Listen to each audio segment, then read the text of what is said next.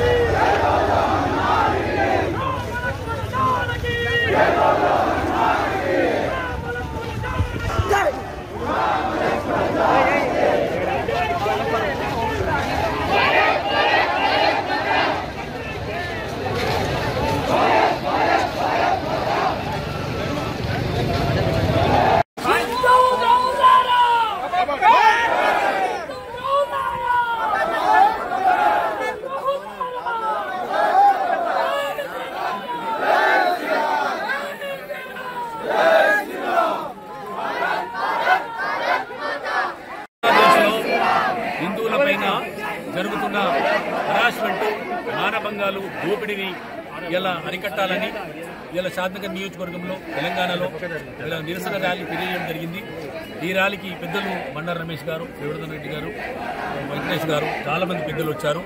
ఇలా బంగ్లాదేశ్ విద్రోహ శక్తులకు హెచ్చరిస్తున్నారు, ఖబర్దార్ బిడ్డ, ఇలా మా హిందువులు అక్కడ మీరు హరాస్మెంట్ చేస్తా ఉన్నారు, ఇక్కడ మేము అనుకుంటే ఏం చేయగలము మీరు ఒకసారి ఆలోచించండి.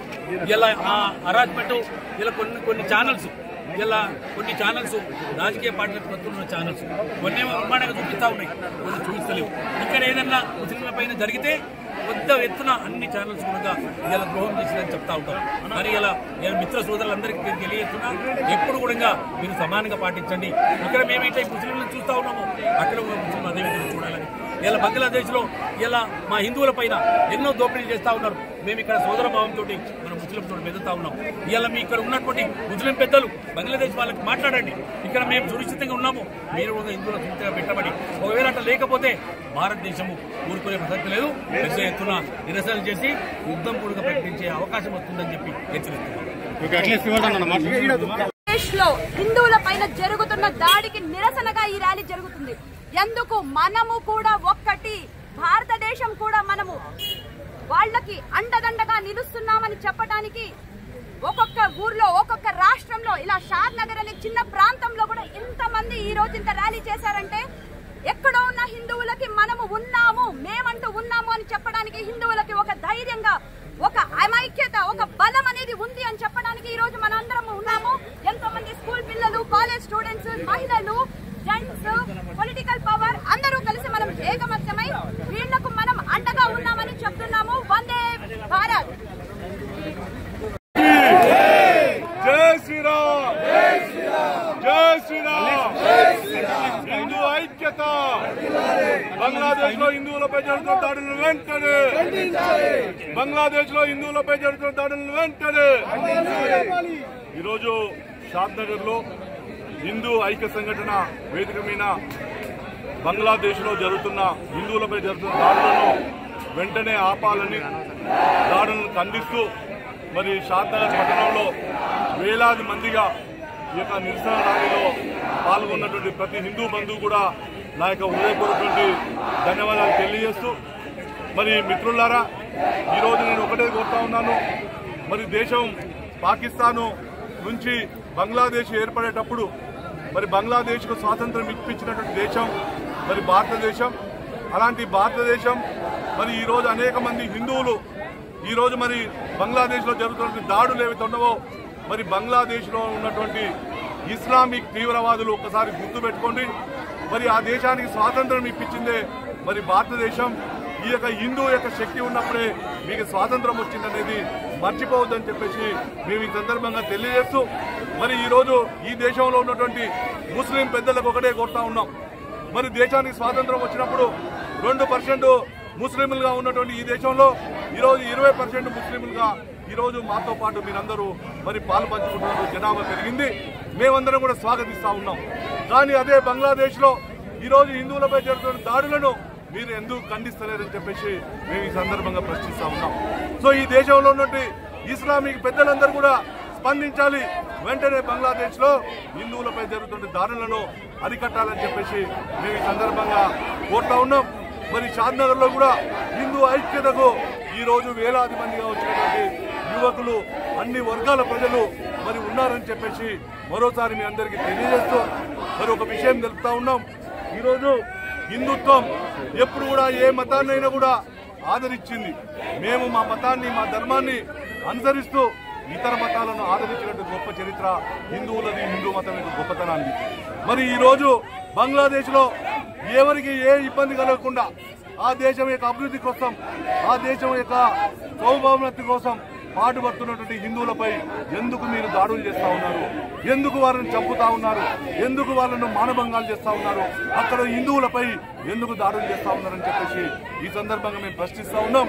మరి హిందూ యొక్క సంఘటన ఐక్యత ఒకసారి జాగృతమైతే మరి ఏ మతం కూడా మరి తప్పుకోదని చెప్పేసి మరి మీరు ఒకసారి గుర్తుంచుకోవాలని చెప్పేసి ఈ సందర్భంగా హెచ్చరిస్తూ వెంటనే హిందువులపై దాడులను ఆపాలని చెప్పేసి మరి ఇక్కడ ఉన్నటువంటి హిందూ సంఘాలను కూడా డిమాండ్ చేస్తా ఉన్నాయి. భారత్ మాతాకి జై. కొన్ని రోజులుగా బంగ్లాదేశ్లో హిందువులపై మానవీయంగా మానవత్వము తలదీసుకునే విధంగా హిందువులపై దాడి చేస్తున్నారు. బంగ్లాదేశ్ యువకులారా, మీరు రిజర్వేషన్ కోసం కొట్లాడుతున్నారా? హిందువులని అక్కడి నుంచి పారదోలడానికి కొట్లాడుతున్నారా? హిందువులను హతమార్చడానికి మీరు పోరాడుతున్నారా? ఒకసారి మీరు ప్రపంచానికి తెలియజేయండి. ఈరోజు భారతదేశంలో ఉన్న హిందువులారా ఒకసారి గమనించండి.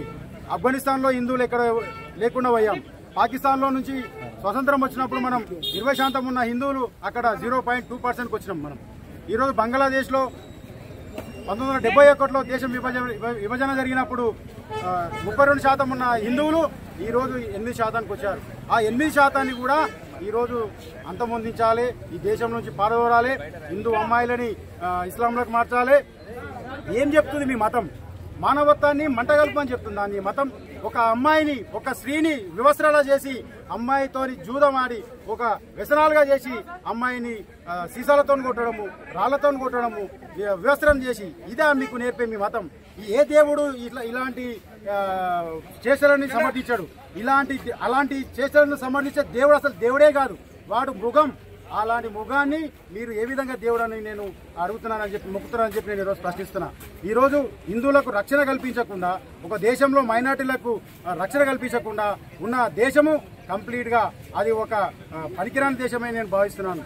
హిందువులారా మీరు మేల్కొనండి. మన ధర్మాన్ని, మన హిందుత్వాన్ని, మన మహిళలని మనం రక్షించుకోవాలి. ఇప్పటికైనా బంగ్లాదేశ్